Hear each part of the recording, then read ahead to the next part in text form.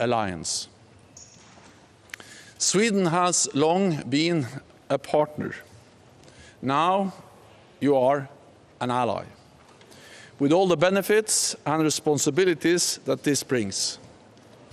Sweden has cutting-edge capabilities, first-class armed forces and defense industry, and spends more than 2% of GDP on defense. As we speak, Swedish troops are taking part in Steadfast Defender, NATO's biggest military exercise since the Cold War, a demonstration of our unity and our resolve. In response to Russia's war aggression against Ukraine, NATO has substantially increased our presence across the alliance, and Sweden's membership enhances this even further. When President Putin launched his full-scale invasion 2 years ago, he wanted less NATO and more control over his neighbors. He wanted to destroy Ukraine as a sovereign state, but he failed. NATO is bigger and stronger. Ukraine is closer to NATO membership than ever before.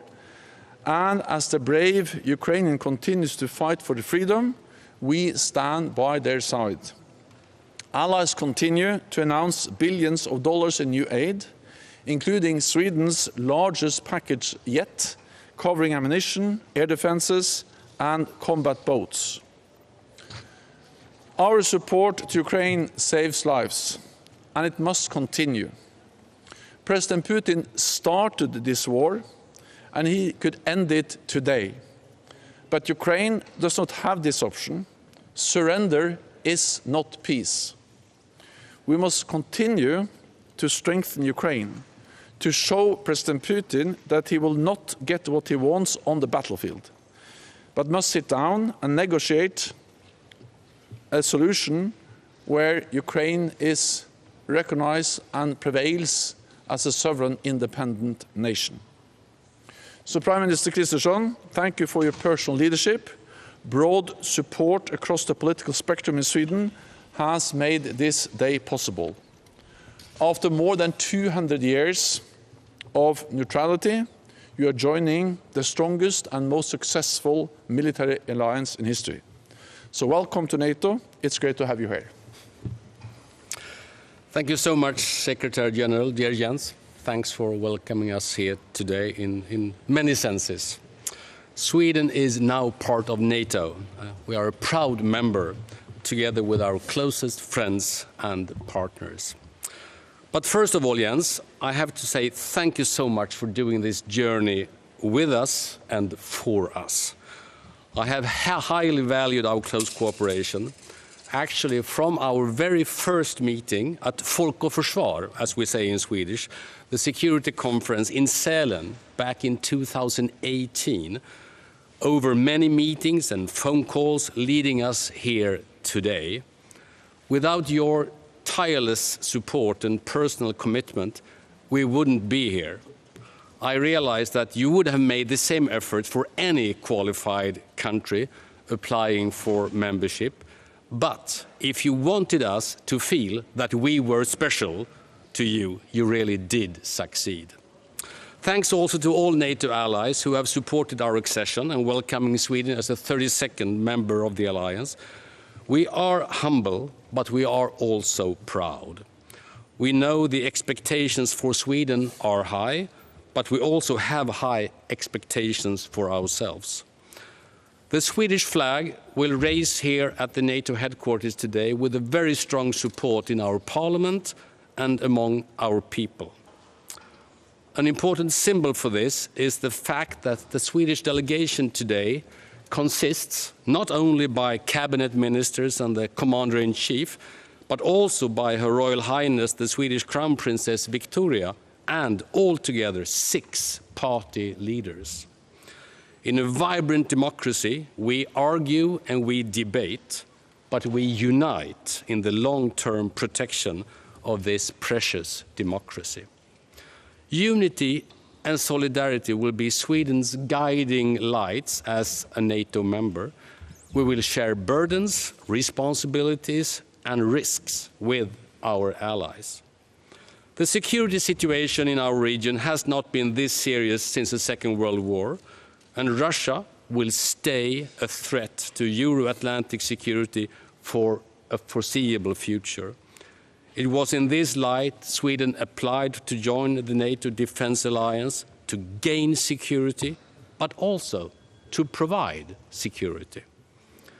Our support to Ukraine is a fundamental part of that. Ukraine is fighting bravely for its own freedom, but also defending European freedom. In Sweden, we like to say and think we have unique military capabilities to contribute on land, in the air and at sea. We are strengthening our defense and we are doubling the defense budget. From now on, Sweden meets the NATO standard of 2% of GDP to defense spendings. We have been prepared, honestly, for this task for quite a while. In reality, for the last 30 years, but more in details, the last 2 years. I am very pleased we have taken this final step today. Our country has long been a strong voice for international law, human rights, democracy and freedom, at home and abroad.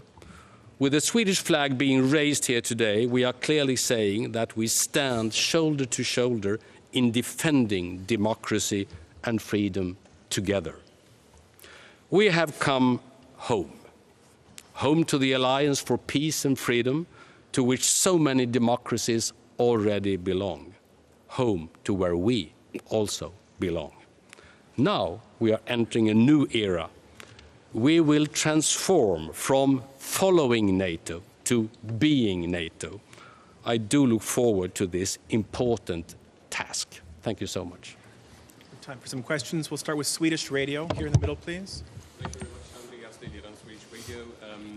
You have said over and over again that this has been a quick process, but still it's taken more time and been more difficult than most people expected. So I would like to ask you to be a bit more personal, maybe, if you can share your emotions. How does it really feel now to finally see the Swedish flag here at NATO headquarters? This is a great day and an historic day. It's important for Sweden, it's important for NATO, but it's also important for me personally because the Prime Minister is right that Sweden is special for me. Partly because Sweden for so many years have been such a close partner, but also because as a Norwegian, of course, I'm a neighbor and I've followed Sweden closely for many, many years. And when I started as Secretary General of NATO back in 2014, I was aware that some countries in Europe were applying for membership, countries like Montenegro and North Macedonia, and I'm very honored to be the Secretary General that has facilitated the membership for these two countries. But I didn't expect at all that Finland and Sweden was going to be a member during my tenure as Secretary General of NATO. And then, of course, this changed totally with the full-scale invasion of Ukraine. And since then, things really moved very quickly. I also remember I talked with Ulf Kristersson when he was then in opposition at this Folk och Försvar conference, and I started to talk to other Nordic, Swedish and Finnish politicians about the possibility of applying for membership, and then the decisions were taken, and we had very broad support from the whole political spectrum, both in Finland and Sweden, that made this possible. And this is, of course, great, and it demonstrates also that NATO's door is open. It's for NATO allies and the applicant country to decide. It's not for Russia to decide which path different European countries wants to choose. And now Sweden and Finland has chosen to be a member of NATO, and I very much welcome that. We'll go to DPA here, please. Ansgar, the German press agency DPA. Prime Minister, is Sweden open to participating in NATO's nuclear sharing arrangements? And if not, why is Sweden not ready to do it? And a question to the Sec Gen. Are there already plans to have NATO bases, perhaps a NATO headquarters in Sweden? Thank you. Well, first of all, Sweden, when we become members today or Sweden, when we become members today or a few days ago, we embrace NATO in its whole capabilities. I think you normally use a 360-degree perspective in a NATO way of putting it. So we don't have any hesitations when it comes to that. We fully understand the need for all of NATO's defense capabilities, including the nuclear strategy. On the other hand, we say clearly that we see no need for Sweden to host a permanent bases or nuclear weapons on Swedish soil peacetime. That is a Swedish decision that I find being fully respected. It is, as the Prime Minister said, it's a Swedish decision. There are no plans to expand the number of countries, NATO allies, with nuclear weapons. Then, of course, we are constantly assessing our posture when it comes to conventional forces. But there are no plans for instance, a battle group in Sweden, as we have in the Baltic countries. I think what we need to realize is that the fact that now Sweden and Finland are full members of the alliance is good for the whole of NATO, but is in particular good and important for the Nordic region and the Baltic region. Because we have for a long time been focused on the vulnerabilities and the challenges to reinforce our presence in the Baltic region, in the Baltic countries. But of course, with both Finland and Sweden into the alliance, the geography really changes, because we now have two important allies, then also on the west side of the Baltic Sea. And we are exercising, we are preparing, we will have plans, of course, to protect Finland and Sweden, but also to help even in a more efficient and stronger way to protect all the Baltic regions. But there are no plans for any permanent basis, and anyway, this is a Swedish decision to be taken if that's something they will consider in the future. We'll go to the TT News Agency of Sweden here.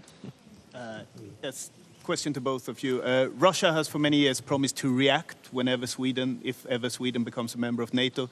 How worried should we now be for cyber attacks, hybrid threats, etc.? And then maybe a word in Scandinavian. Norrmän vinner Vasaloppet, norrmän vinner Melodifestivalen, en norrman tar Sverige in i NATO, är det dags att återupprätta unionen nu? Well, concerning Russia, I think we should stay alert. Stay exactly as alert as we are. They are doing all the things you mentioned. I'm quite sure they will continue doing that. We should not be naive, and I think we are more aware of the risks that they pose to us now than we have ever been before. So simply still stay alert. And when it comes to the second question, men vi har ju haft otroligt fint samarbete, det ska jag ju säga, under den här perioden, men också känt ett väldigt starkt stöd också från inte bara norrmän i NATO utan från Norge. Jag hade samtal, första hälsningen kom från Jonas Gahr Støre och Alexander Stubb som gemensamt besökte NATO-övning i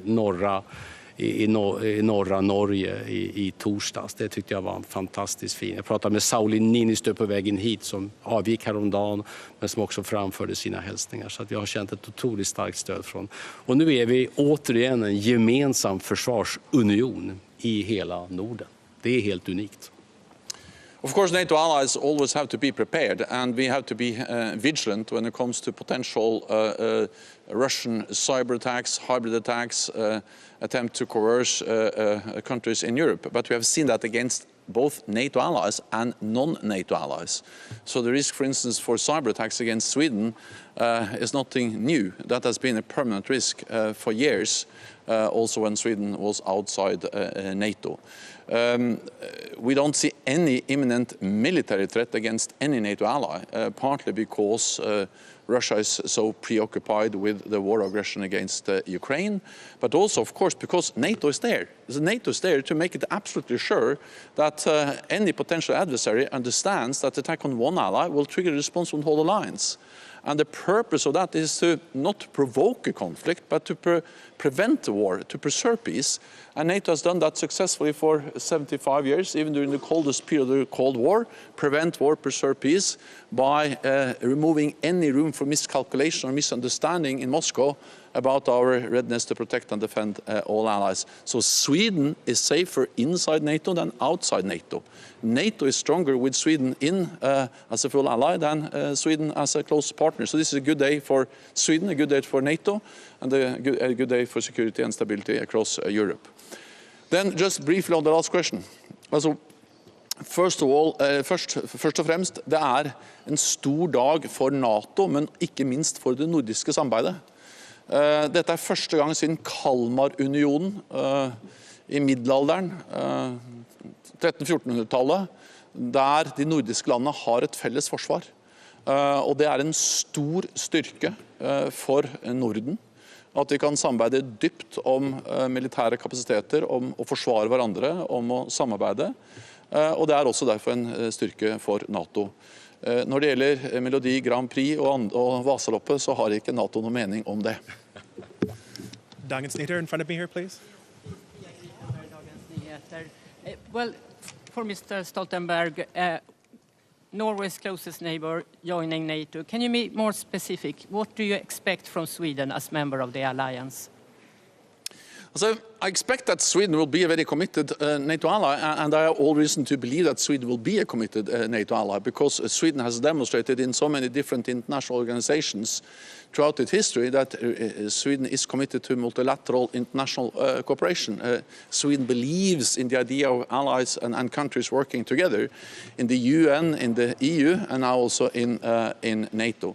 I also believe that Sweden will contribute to our collective defense, partly because Sweden has high-end, first-class military capabilities. I've had the honor of meeting Swedish soldiers training in Sweden. I've seen the Swedish Navy, and we know also the high quality of the Swedish defense industry. All of this is something that Sweden brings to the alliance, and we welcome that. Let me also say that I welcome the fact that Sweden has, over the last years, significantly increased defense spending. So now Sweden spends more than 2% of GDP on defense. This is what we need in a more dangerous world, because Sweden, as Norway, as most NATO allies, reduced significantly defense spending after the end of the Cold War, because then tensions went down. But now, when tensions are going up, we need to invest again, and that's exactly what NATO allies are doing, and Sweden is now part of that, and I welcome increased Swedish defense spending. Final question to NZZ on my far left here, please. Yes, thank you, Secretary General.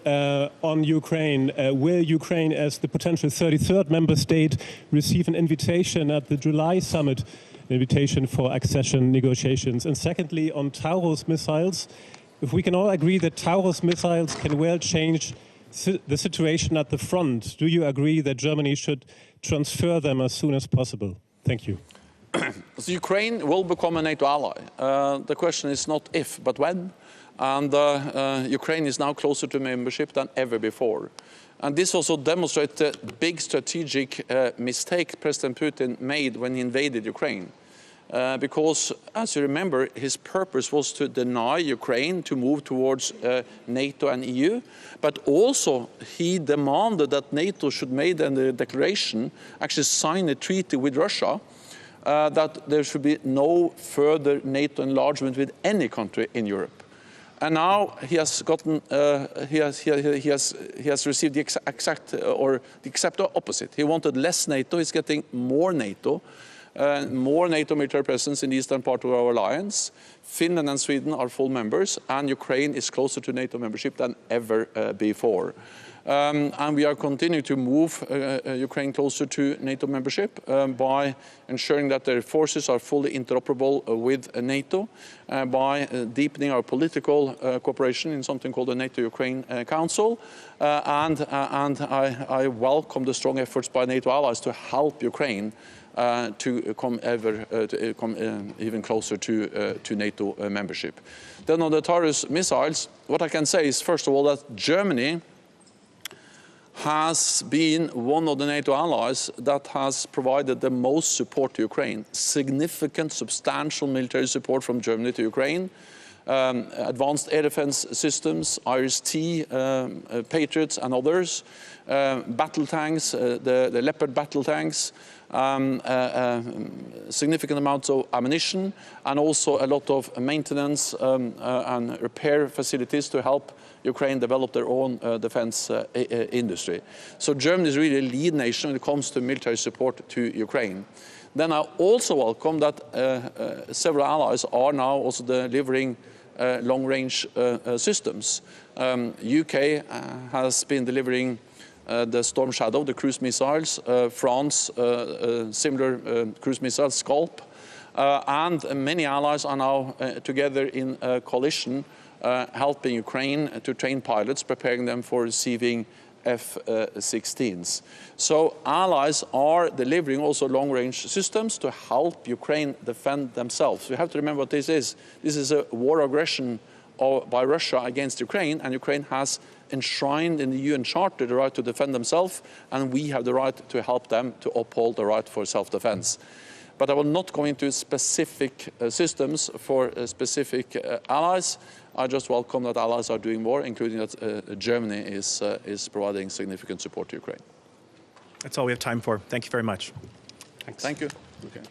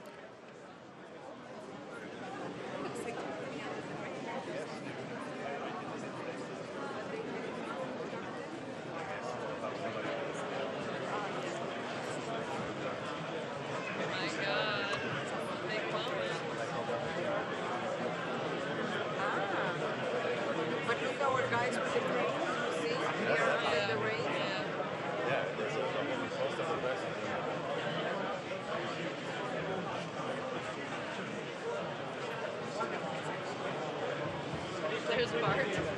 Where? Ah, pobrecito. He doesn't have an umbrella. Gosh, maybe he needs an umbrella.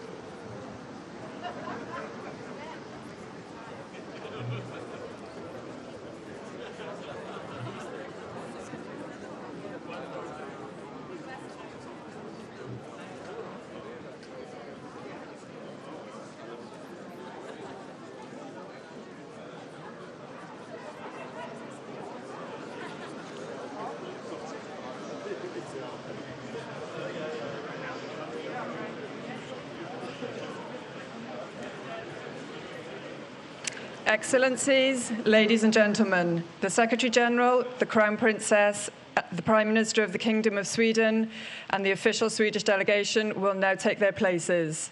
Excellences, Mesdames et Messieurs, le Secrétaire Général, la Princesse héritière, le Premier ministre du Royaume de Suède et la délégation officielle suédoise vont maintenant prendre place.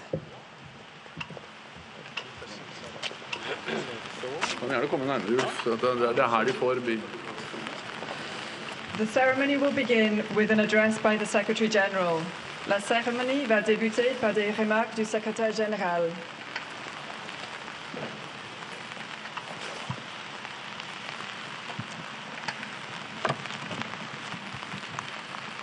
Your Royal Highness, Crown Princess Victoria, Prime Minister Ulf Kristersson, Excellencies, ladies and gentlemen. This is an historic day. We welcome Sweden into NATO at the critical time for our shared security. In a moment, we will raise the Swedish flag here at the NATO headquarters and across the whole alliance for the first time. 32 flags flying together. They represent 32 nations working for a common purpose: to protect 1 billion people, prevent war, and preserve peace. Sweden's membership makes NATO stronger, Sweden safer, and all of us more secure. Sweden brings high-end capabilities, first-class military forces, and spends more than 2% of GDP on defense. Sweden's accession shows again that NATO's door remains open.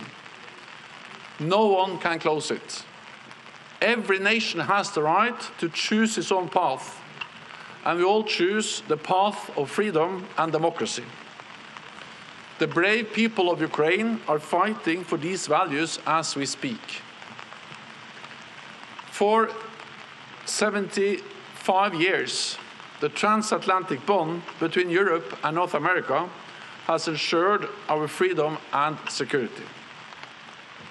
As a friend and a Nordic neighbor, it gives me great pride that Sweden now joins us in this essential mission.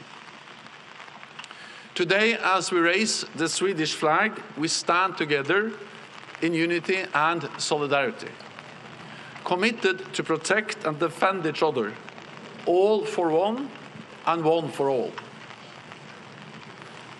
Prime Minister Kristersson, thank you for your personal commitment to our alliance. Let me also recognize former Prime Minister Magdalena Andersson for the critical role you played in applying for NATO membership. And I'm glad that you are both here with ministers and political leaders together with all of us today. This reflects the broad political support for NATO in the Swedish society. So to all Swedes, I say, velkommen til NATO, welcome to NATO.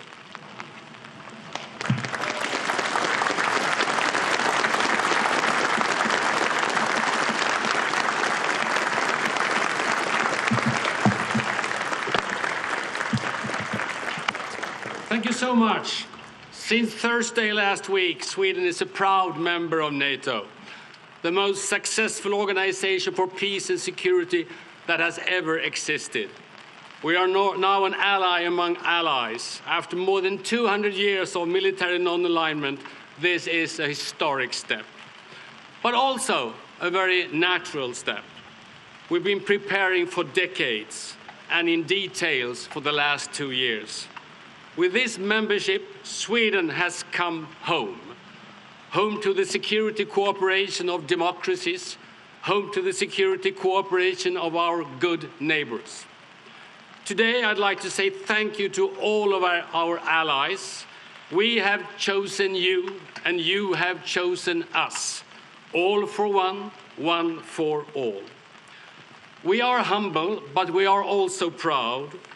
We know that the expectations for Sweden are high, and we have high expectations for ourselves. The Swedish flag will now be raised here at the NATO headquarters with a very strong support in our parliament and our people. A symbol of this is the fact that the Swedish delegation here today consists not only by cabinet ministers and the commander-in-chief, but also by Her Royal Highness, the Swedish Crown Princess Victoria, and altogether 6 national party leaders. In a vibrant democracy, we argue and we debate, but we unite in the long-term protection of our freedom and democracy. Sweden is no stranger to NATO. We joined the Partnership for Peace in 1994, and we have participated in all major NATO operations and in countless exercises since then. The Russian brutal full-scale invasion against Ukraine united Sweden behind the conclusion that a full-fledged NATO membership is the only reasonable choice. As a strong democracy, Sweden will stand up for the values in the Washington Treaty: freedom, democracy, individual liberty, and the rule of law, values that bind us together. Sweden joins NATO because we believe in the importance of collective defense, but we also join NATO to be a security provider from the Baltic Sea to the Black Sea. Throughout our 30 years of partnership, we have demonstrated a strong capacity to act together with NATO. Our territory is located at the crossroads of Northern Europe, and we are ready to do our part all across the Euro-Atlantic area. We bring with us some unique capabilities. Our armed forces are modern and well-trained, on land, in air, at sea. They will bolster NATO's capabilities. Now we will integrate even deeper. We will learn and we will teach. Sweden is fully committed to NATO's role in the fight against terrorism, and we bring a long and strong tradition of successful transatlantic cooperation. We know the importance of safeguarding a strong national defense. We are doubling our own defense budget, and since January 1st, Sweden meets the NATO standard of 2% of GDP to defense spending.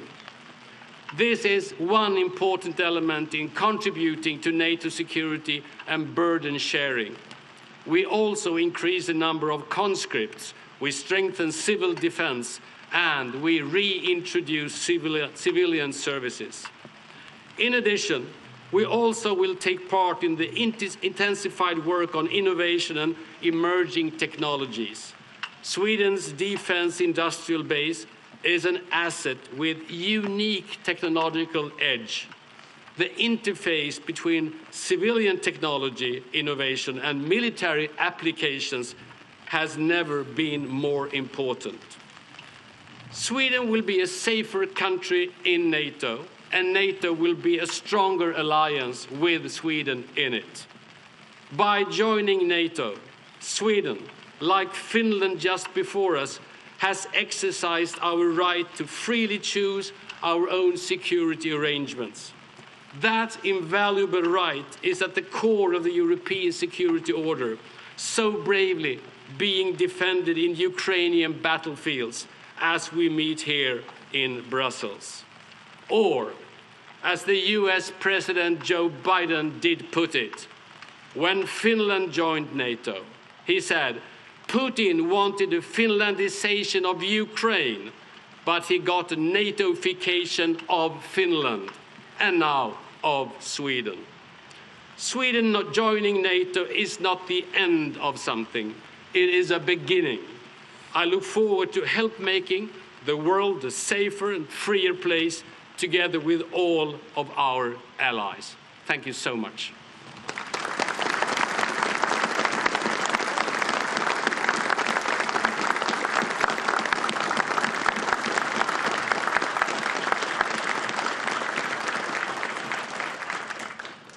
The flag of the Kingdom of Sweden will now be raised while the national anthem is played. It will be raised simultaneously at NATO headquarters, as well as NATO's two strategic commands, ACO headquarters in Mons, Belgium, and ACT headquarters in Norfolk, Virginia. Nous allons à présent procéder au lever du drapeau du Royaume de Suède, au son de l'hymne national. Les couleurs seront levées simultanément au siège de l'OTAN et sur le site des deux commandements stratégiques, l'ACO à Mons en Belgique et l'ACT à Norfolk en Virginie.